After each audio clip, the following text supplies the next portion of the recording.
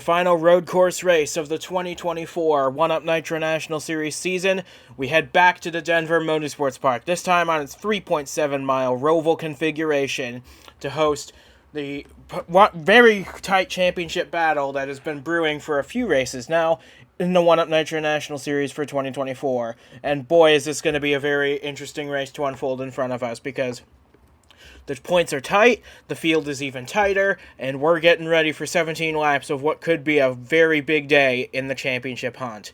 And alongside me to bring you all the action, as per usual, is Duke Anzac with us. It's great to have you with us once again, and hopefully we get a little cleaner race today than what we saw this time last week. Yeah, absolutely. Last week was a challenging race for a few, and a pretty chaotic race for just about everybody. But this week we're on a road course. We're at Denver. This is going to be a fantastic one, and it is sure to shake up the playoffs once again. We can already see, based on looking at the starting lineup that'll be coming soon, that this is going to be a big change possibly for several drivers in the playoff standings. Absolutely, and you mentioned that starting lineup, which we can now bring to you.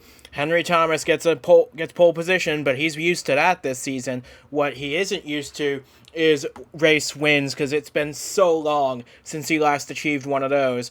And he's the one good thing going for him, at least at the start of the race, he's the only playoff driver starting in the top 5, because the next one up down the road is Ryan Arnold in 6th place. In fact, we only have 4 in the top 10 at all, the others being Riley Hooper in 9th, Jensen Nomina in 10th.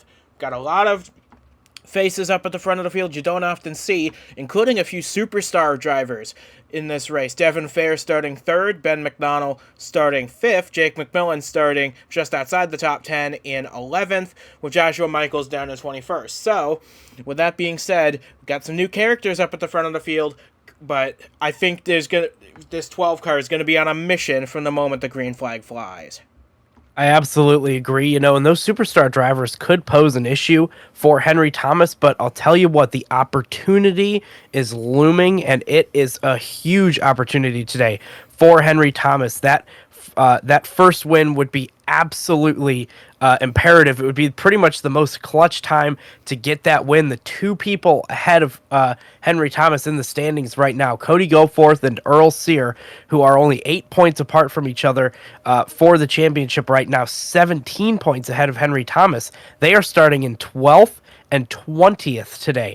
And we know it's an 18-turn road course here at Denver Motorsports Park, but it hasn't in the past lent to a ton of passing opportunities. So we'll see if Henry Thomas can keep that lead on the start of this race. He could possibly drive away with this one over 17 laps and pick himself up a really, really good gain and possibly even take the lead in the playoff standings. A lot of that is tantalizing to think about, and we're getting ready for the start now. For 17 laps, these guys will battle it out for glory at Denver Motorsports Park, and we're ready to bring you that start now. This is the 1UP Nitro National Series playoffs from Denver Motorsports Park road course configuration, and the green flag is getting ready to decide the destinies of many a driver in the hunt for the championship. Making their way through the final chicane, the field spreads out a little bit. They'll bunch back up before the restart zone. Henry Thomas and James Ellison on the front row, getting ready to lead us to the green flag at Denver, and it's in the air. We're underway in racing, and already a few people are getting a little antsy back in the pack, trying to find some fresh air to get onto the nose of their cars. Thomas with an excellent jump out front, but I expect this field to fan out in a big way on the run to turn 3, the first braking zone of the lap. Look at this pack. Wow, they are 3-4 wide in this whole pack. You rarely see that at a road course, and you probably won't see it again today. But here they are, lap 1. It's pretty much an oval all the way until right here, turn 3, and then turn 4. And Henry Thomas is out front, and he's starting to pull away a little bit. And how about this? Those superstar drivers we mentioned at the top of the show, they're already clear of the chasing pack. Devin Fair in the 14, Ben McDonnell in the 30. They're chasing down Henry Thomas as they make their way through the long right-hander of turn 6. They're going to put the foot down as hard as they can muster before braking hard for the downhill chicane of 7, 8, and 9. Yeah, this is one of the toughest parts of this track right here. We've seen issues for drivers here before. It looks like so far everybody is good through there for now. But yeah, that 14 car, Devin Fair, looking really good on the first lap, along with Henry Thomas, who has taken the lead and is starting to ease away a little bit ahead of that 14. Not a ton, though. It's not safe quite yet. No, but already you can see the top three starting to pull away a little bit from James Ellison. It has to be said, Crossroads Racing had a fantastic qualifying session with Ellison in second, McDonald in fifth. They've since swapped positions on the road. McDonald now third ahead of Ellison, but Devin Fair is the main challenger to Henry Thomas, and that is a sentence he has heard far too many times, especially if you go back to that superstar race at Montreal that was taken from him by Devin Fair. Yeah, and this is like you said, a common story between these two drivers, and here on a road course. And for Henry Thomas, this season has been a season full of what ifs or almosts that we've seen. This 12 car, always a competitor, always somebody that's running up front, but just has come up short every single time. Still in the running, still extremely consistent is this driver, but today feels like the biggest opportunity, the best chance for the 12th car to finally come out on top. Yeah, but he's going to face challenge from that 14 pretty much all day, I imagine, because Devin Fair, he doesn't care about the 12's championship hunt. He wants to win a race in this Nitro National car, and he is going to give it everything he can. He goes a little wide through turn 4. We've seen that happen pretty much every year we've come here, as it looks like now Tegan Fox, who won last time out at Memphis, diving to the inside of Ryan Arnold, the battle for 5th position. Tegan Fox on an absolute rampage over the last 3 races. I mean, that team has been absolutely incredible. We saw at Talladega that car dominate. We saw last week a big win, and now this week that car running up in the top 5 already. I think there's some good things coming for that 78 team, and this season is not excluded from that statement. But back at the front of the field, it looks as though Thomas is trying to eke out an advantage over the 14, and let's not forget about the driver running in 3rd position, Ben McDonald. This may be his first race for this race team at Crossroads, but he does own the leading car, and if he can get out in front of Devin Fair, try and back him up a little bit, and pave the way for a commanding performance from his own team's car. Yeah, and this is, it's looking really good right now. Through Speedway 3 and 4, it's turns 14 and 15 on this track, and then the front stretch chicane. Henry Thomas is starting to extend that lead a little bit over Devin Fair, who goes a little bit wide on the exit of that chicane. But yeah, Henry Thomas is running out front right now, smelling that clean air, but you also have to be cool, collected right now. You don't want to get yourself in trouble early in this race because it could be over just like that here at Denver. But how about James Ellison? He's starting to claw his way back up to the lead trio. He set the fastest lap of the race by 3 whole tenths over the rest of the field, and he is right onto the back of his teammate for this week, Ben McDonald, in that 30. But heading down into the infield section, 3 and 4, Devin Fair still keeping touch with the 12.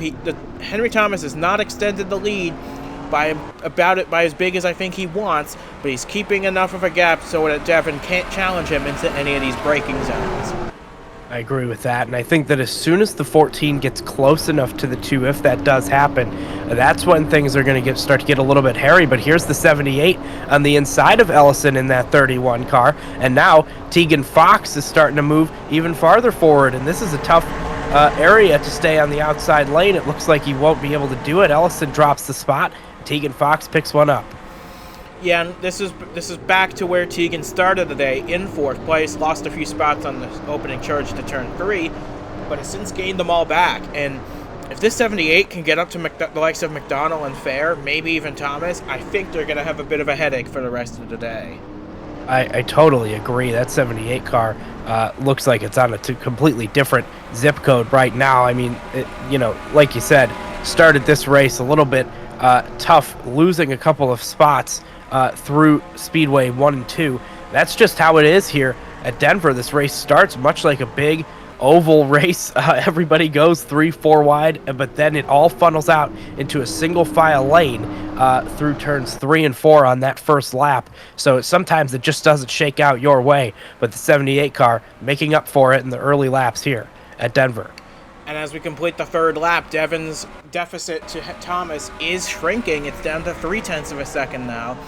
and I think Devin's close enough now to get a little bit of draft off the 12 on this run from turn 18 all the way through to turn 3.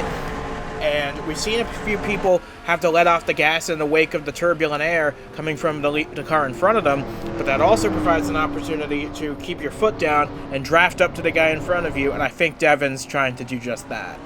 Yeah, and here's turn 4, and we see Devin Fair go a little bit wide there. Turn 4 on this track, extremely difficult. It certainly doesn't look like it, but the flatness of that turn and how slow you have to get down into that corner after going top speed pretty much on this track, the fastest part coming out of turn 2 and then going into turn 3 and 4, you have to get so slow right there. It is extremely difficult to keep it on the inside lane and keep your speed and momentum up through that corner just because it's so flat. We saw Devin Fair go a little bit wide, lost a little bit of time to the leader, Henry Thomas, in that one. Yeah, and that's actually the slowest corner on the lap. You'd think it would be the front stretch chicane where they'd be going slowest, but it's actually the entrance to the infield in turn 4, which is the slowest part of this lap, and that can catch a few people out.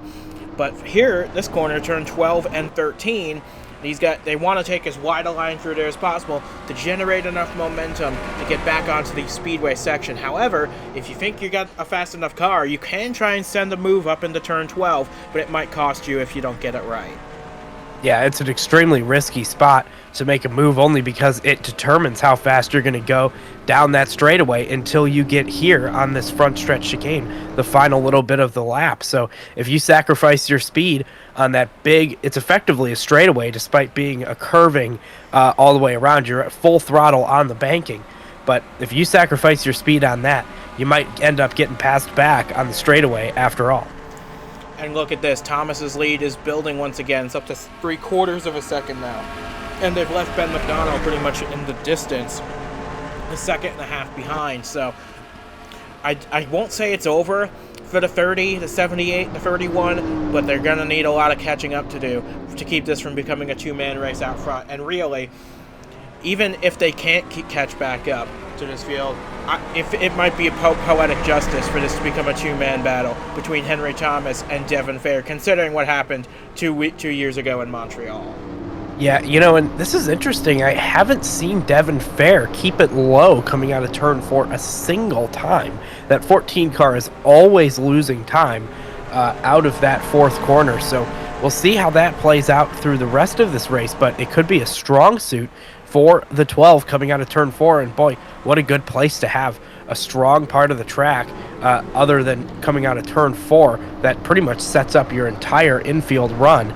And it's such a critical part of this track. It's most of the track on the infield. So that's a great look for Henry Thomas so far in this one. And don't look now, but Devin's starting to fall into the clutches of Ben McDonald in that 30 a little bit. The 30's now got a hint of draft off the 14. And remember, this 14 car doesn't run every week. In fact, this is the first time it's run since, I believe, the spring. So they had to dust off the car, get Devin back into the swing of things in the Nitro National car, which is very different from the Superstar car he pilots every week. But he's doing a fantastic job, and he's no stranger to success in the Nitro National Series. He won a bunch of races down here before he made the jump to the Superstar level. So it'll be fascinating to see now the 14 and the draft of the 12 a little bit down the front straightaway, and then here's Speedway 1 and 2. Of course, 1 and 2 on the road course as well as they go down here, but still in the draft, these cars down into turn 3, and we'll see what the 14 can do, and we'll see if he can keep it low off of turn 4 and keep up that momentum a little bit. Yeah, and he got really close in the braking for turn 3. We'll see what happens in turn 4. Again, it doesn't work as well for him as he would have hoped. This car may be a little tight on the flat sweepers a little bit, and that's backed him right up into Ben McDonald once again. Remember, Ben won at Michigan earlier this year in the Nitro National Series, but that was for a completely different organization. In fact, the car he drove to victory lane that day is currently being driven by Jake McMillan, who runs an 8th. Yeah, so that 14 you saw going into turn 4, he wiggled a little bit. The front just lost some grip into that corner. It forced him to go wide. So yeah, a little bit loose on the brakes right there. Not enough grip in the front of the car. And of course, he's good enough to be running in second place, but he is not gaining a lot of time through the infield section of this track, which is really the part of the track that you're going to be able to make the pass if you could catch Henry Thomas. There are only a handful of passing zones on this track, turn 3 being one of them. Turn 6, maybe you could set up a move. Turn 10, probably. We've seen the chicane in the infield be a good passing spot for Tegan Fox in particular. Turn 12 is a bit of a risky spot, but especially down in the turn 16, which they're approaching right now. If you're bold enough and you're willing to risk jumping over those really tall curbs in the chicane, you could have a shot. And here comes Devin with a big lunge. Yeah, that's definitely a great spot to make a pass, but like you said, very, very risky. If you miss the pass right there, you could get yourself and who you're passing in a bit of trouble. Going through there, you might just get yourself in an accident. So we'll see how it all plays out for these drivers. I think that would be kind of a last lap type of move that you'd want to make, or a really out of desperation kind of move. But this is the big passing zone that they're coming up to right now, and I think the 30 car is close enough to possibly make something happen over the 14. We'll see how it all plays out. Looks like everybody's going to stay in line this time. Yeah, but look at these 3 leaders. They're under a blanket now for the race lead, and Tegan Fox is closing in as well. Make this a 4-car battle possibly for top honors. But it's Henry Thomas who once again ekes out an advantage through turns 4, the flat-out turn 5, before braking hard for this long. This is the longest sweeper of the lap right here. Turn 6, a 180-degree corner, very wide, and you can take multiple lines through there, and that which line you take could set up your run down the chicane here. Yeah, we've seen Henry Thomas really gain a lot down the chicane, the 7, 8, 9 chicane in the middle of this infield section, because he'll go a little bit wider, kind of in the middle lane through that turn 6 sweeper. Like you said, he gains that momentum, almost like running the outside at a track like Phoenix or Homestead, Miami. You can get on the throttle a little bit sooner, and you could drive out of that corner and really keep that momentum all the way through the chicane in the infield. And that's the big advantage that Henry Thomas has in the infield section right now over the competition. And if you'd ask Henry Thomas anytime in this season if there's one guy he would want to beat for a win, if he could get that win, he'd probably say that the guy right behind him right now, Devin Fair, just as a little bit of revenge for what happened in Montreal. I keep bringing that race up, but it holds some poignancy for these guys. Henry Thomas was on pace to get his first win in a while at Montreal after that big crash on the opening lap, but Devin Fair ran him down, took the win, which was his first in the 1-Up Superstar Series, and left Thomas waiting a long time. But meanwhile, further back in the pack, Tegan Fox trying to set up a move on Ben McDonald through 1 and 2. Doesn't look like they have the momentum now. Now, got down on the flat part of the track. The apron is not the same banking level as the rest of the track right there. You get down on that flat part, you lose a little bit of your grip. And there you can see the 14 again wiggling through that corner, and he's not able to keep it up the speed that is through turn 4. So the 12 has a big gap now going into the infield section this time. And in the meantime, Tegan Fox also has lost a significant amount of time to that 30 car. And now Fox has James Ellison all over the back of the 78, and Cameron Brennan's back there, and Jake McMillan as well.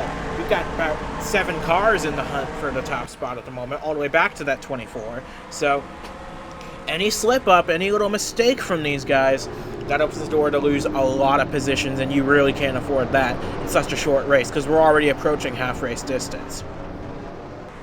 Yeah, and I'm just kind of looking right now through the top 10, and it looks like Cody Goforth has snuck his way into the top 10. That's a really good sign for the current playoff standings leader.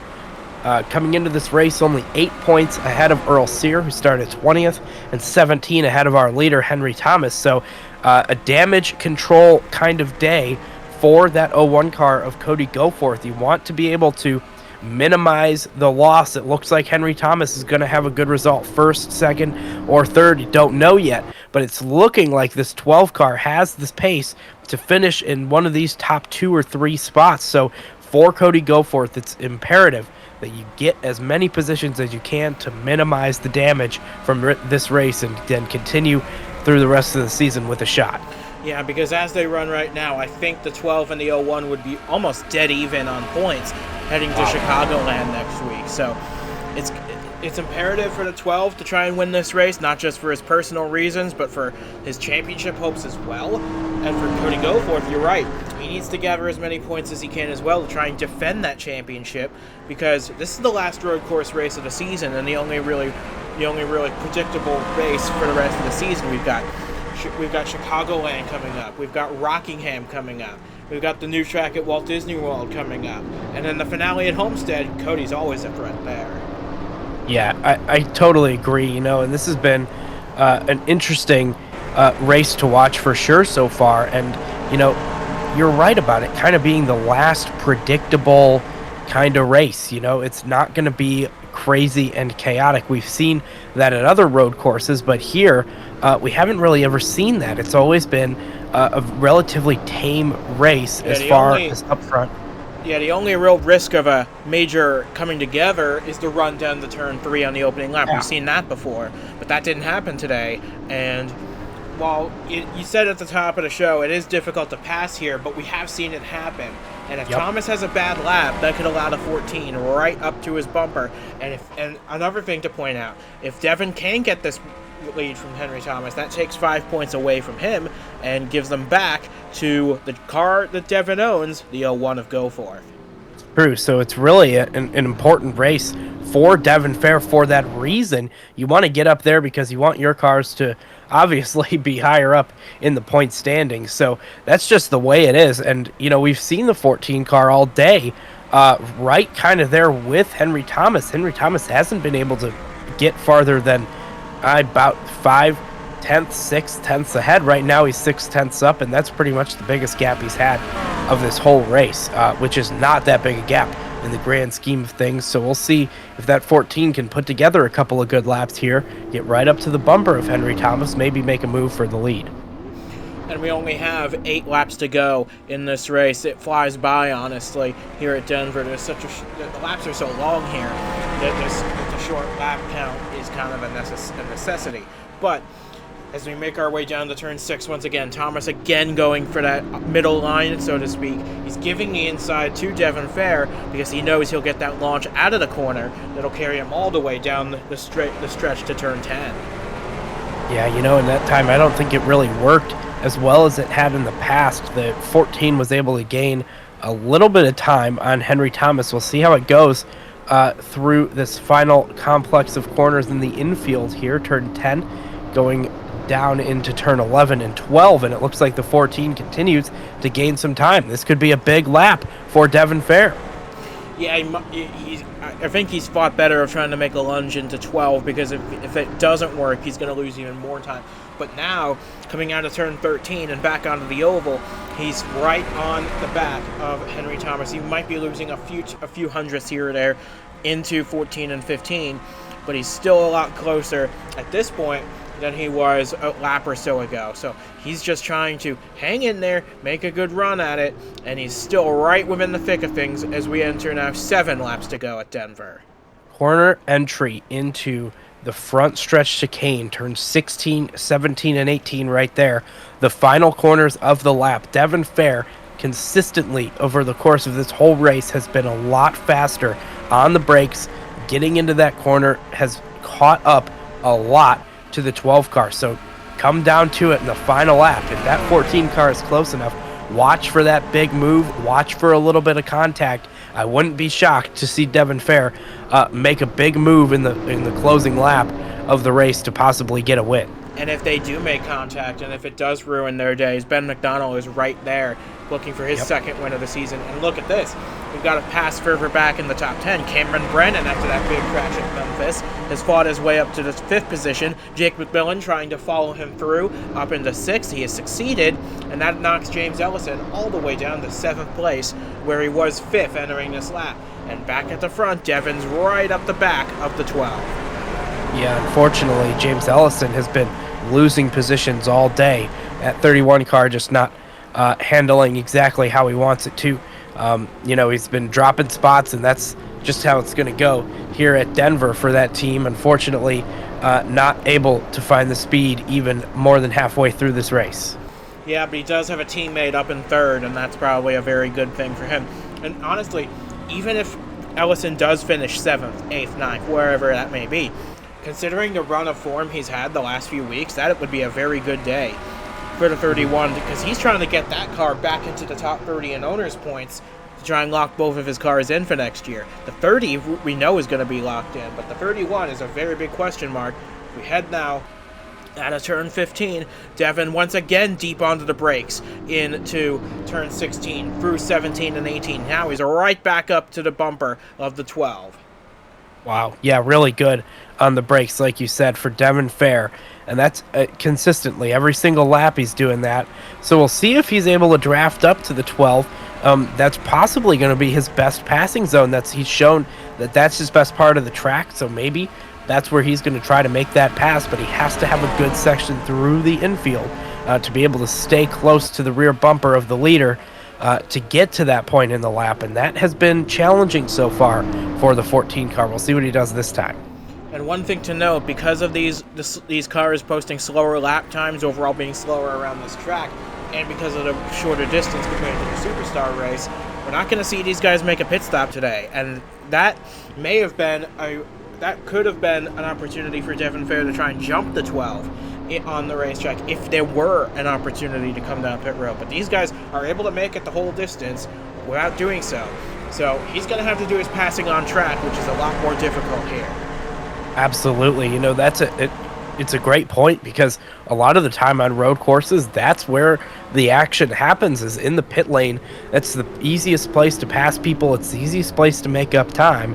And we've seen it several times in this series where strategy or outright pit speed has changed the result of the race. And in this one, that's absolutely not going to be the case. So Devin Fair going to the inside now. They're side by side coming out of the corner. Yeah, but he did take a tight line through 12 and 13, and I think the 12's got a little bit more pace through the corner, and he's going to edge out ahead of Devin Fair. But this is the closest that Devin has ever been coming into, like you said, his best part of the track, the final chicane. We'll see what happens here on the brakes into 16. He goes deep. They make contact a little bit. The bumper to the back of the 12, but Henry keeps his calm, stays out in front. That was our first hint of desperation, perhaps, out of the 14. I'll tell you what, if Henry Thomas didn't know Devin Fair was behind him, he certainly does now. That was some big contact going in to turn 16, and Devin Fair did not hold back at all, and it is a shocker that Henry Thomas was able to hold on like he did. That was a huge hit, and now we know exactly what it's going to take to win this race. It's going to take contact. It's going to take an incredible lap, and it's going to take some desperate moves from Devin Fair to steal this race away from the 12 car, because Henry Thomas has been good enough so far in this one to stay ahead of the 14, but we'll see if Devin Fair can get that close again and possibly complete the move. Yeah, but look at that. He had a great run through turn 4, about the first time we said that all day. Although this time, Thomas sees him coming, cuts off his line, tries to deny him that clean air. He's altering his line a little bit to try and deny the 14 a chance. But look at him. He's right on the bumper of the 12 heading down through the chicane. It's starting to get intense as we're coming now to 4 laps of racing to go. Yeah, that to me says Henry Thomas is searching on this track, trying to find more speed, trying to find any way he can to keep that 14 car at bay for only a few more laps. But there's a lot of corners on this track, a lot of places where a mistake can be made. Here he goes. He's going to try it again in the turn 12, deep on the brakes. He forces the 12 wide, but I think that's where he wants to be. And yeah, Thomas is clear once again, so he's going to have to try again into turn 16, but we know what he's capable of down there.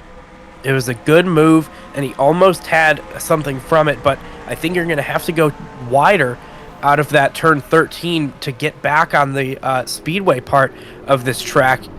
Yeah, he's not even close enough to get to the bumper of the 12 that time. You need to go wider out of that corner. Even if you do make the move, you're just not going to be able to keep the speed up through the rest of the lap. So we'll see if Devin Fair can get through there next time, turn 12 and 13 with a little bit more speed. Maybe he won't try that move again so that he can be set up well for that front stretch chicane. We'll find out soon. But the 14 car, like you said, good through 4 last time. We'll see if he can do it again. And how about the cars behind? Ben McDonnell and Tegan Fox have been brought right back into this due to the fighting of Thomas and Fair. McDonald now only about a half second behind Fair, and Tegan Fox is right up his bumper. And they're bringing Brennan and McMillan into the fight as well. We've got a lot more fight in this race. Although Devin did go a little wide through turn 4 again. Maybe that was a one-off from the 14 heading through turn 4. But onto the brakes into turn 5 and 6. And once again, Henry Thomas trying to cut off the clean airflow to the front bumper of the iFixit Supra. Yeah, and I'll tell you what, that 14 was really, really loose on the exit of turn 4 that time. I think that his tires are getting hotter every time he attempts that move through turn 12 and 13. Those tires wear away a little bit more, but he is faster now, it seems, through the infield section, and that is going to prove beneficial over the course of the whole lap here. And the last couple of laps, we'll see how much faster he is through that infield. But right now, not close enough to make the move this time. He's going to stay wide. He's going to keep that high-speed line, momentum-saving line through that section. And now into turns 14 and 15 he goes, and we'll see how close he's able to get on the front stretch. Yeah, but he's not that close on this lap. He's going to need to charge his stuff back up and make another run at it, because you don't even see the 12 in the shot anymore until probably we get to the chicane. There he is on the left side of your screen. And he's got to keep an eye out as well, because Ben McDonald has caught him. So it's not over for the 14. He needs to defend as well as go on the offensive as we take 3 laps to go. This is the biggest gap that we've seen the 12 car have in this entire race so far. It's almost a whole second ahead of the 14 at the line, and that's a big gap for Devin Fair to recapture. And like you said, the 30 car, Ben McDonald, he's right there on the 14. So if those two start to battle, you might as well say goodbye, see you in victory lane to the 12 car. If they were to start battling, we'll see what happens. But for now, really good for Henry Thomas. Yeah, it looked like in through turn 4 that time the 14 was hugging that curb, but he swung a little wide on exit maybe to get a little more speed through turn 5. But on the brakes once again for turn 6, Thomas I think has returned to his usual line now that the 14 has backed off a little bit. So I think the 12's starting to get a little more comfortable, but you can never be too comfortable with a superstar champion lurking behind, especially with only 2.5 laps to go. Yep, and it's qualifying laps now. That's what you need. You need to put down the pace. You need to set the fastest laps you've ever set here. There's no pressure from behind, and there's nobody out in front of you. So you need to pretend that this track is all yours, and you can do what you need to do to put together consistent and fast laps to beat these drivers, to not let them gain on you, to not let them have another chance into one of these tight corners. So we'll see if Henry Thomas is able to execute, and we've seen him really good on corner exit, and right there he was again. So he's on to Speedway 3 and 4, turns 14 and 15 with a big head of steam. We're coming to 2 laps to go, and I think at this point for Henry Thomas, it's got to be setting in. This could be the day for him, but now you've said this a lot, especially last week when Tegan Fox got that win. Got to be starting to hear things in the car, maybe some things that you didn't hear on lap 4, for example. Now that we're on lap 16, the penultimate lap of the race, and look at that, Devin's advantage, it's gone down. Now it's only 0.7 of a second. Yeah, you know, every creak, every crack, every smell that you can smell in that car, maybe a little bit of tire smoke, some rubber caught in the crush panels or whatnot. You know, you're smelling everything. You're hearing all the little parts that are moving around. You're thinking that there's something's got to be wrong with this car, and your crew has got to keep you on your toes here. Your crew has got to tell you, hey, it's going to be okay. This car is going to make it to the end of the race, and you just need to drive it there.